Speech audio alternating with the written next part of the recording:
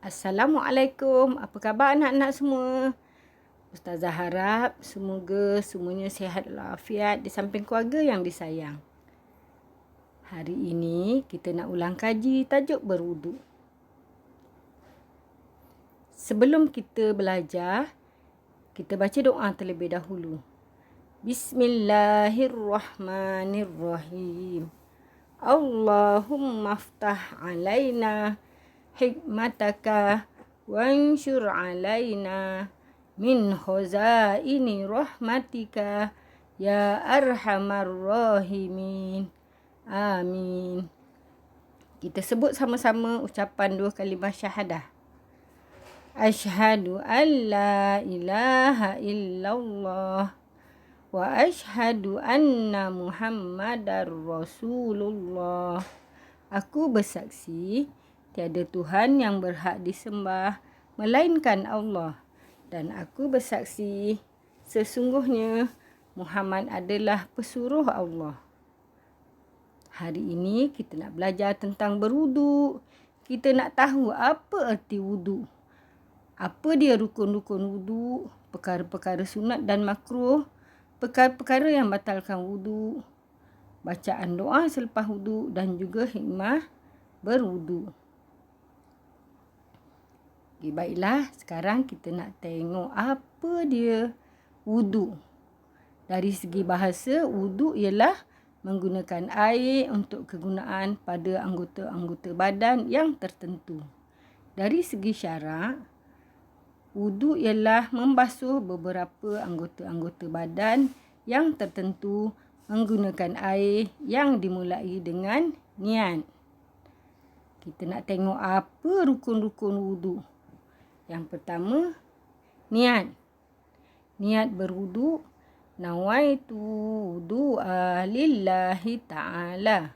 Sahaja aku berwuduk kerana Allah Ta'ala. Kedua, membasuh muka. Ketiga, membasuh kedua belah tangan hingga ke siku. Keempat, menyapu sebahagian kepala. Kelima, membasuh kaki hingga ke buku lali. Yang keenam, tertib, iaitu yang dahulu didahulukan, yang kemudian dikemudiankan. Seterusnya, kita tengok apa perkara-perkara sunat ketika berwuduk. Mulakan dengan Bismillahirrahmanirrahim. Kedua, membasuh kedua tangan hingga ke pergelangan. Ketiga, berkumur-kumur. Keempat, membasuh kedua-dua telinga. Kelima, menyapu ke seluruh kepala. Keenam, memasukkan air ke dalam hidung dan mengeluarkannya. Ketujuh, mengulangi setiap perbuatan sebanyak 3 kali. Seterusnya, kita tengok perkara-perkara makruh ketika berwuduk. Bercakap-cakap. Yang kedua, mengelap air pada anggota wuduk. Ketiga, berlebihan menggunakan air. Keempat, mendahulukan yang kiri. Yang kelima, membasuh anggota wuduk 2 kali ataupun melebihi daripada 3 kali. Seterusnya, kita tengok apa perkara yang batalkan wuduk. Okey, pertama, keluar sesuatu dari 2 jalan sama ada dubur ataupun kubur. Keluar angin, najis ataupun cacing. Yang kedua, menyentuh kulit antara lelaki dan perempuan yang bukan muhrim tanpa berlapis. Ketiga, tidur yang tidak tetap punggung. Yang keempat, tersentuh kemaluan sendiri atau orang lain tanpa berlapis dengan tapak tangan. Kelima, hilang akal disebabkan mabuk, gila ataupun pitam sepanjang hari. Baiklah, seterusnya kita baca doa selepas wuduk. Bismillahirrahmanirrahim. Asyhadu an la ilaha illallah wahdahu la syarikalah wa asyhadu anna Muhammadan abduhu wa rasuluh.